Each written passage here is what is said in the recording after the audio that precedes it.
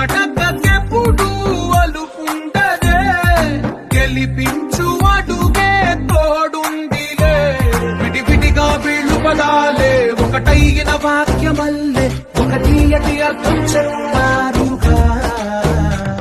విడివిడిగా వీళ్ళు స్వరాలే కల కలిపిన రాగమల్లే ఒక కమ్మని పాటై నిలిచారు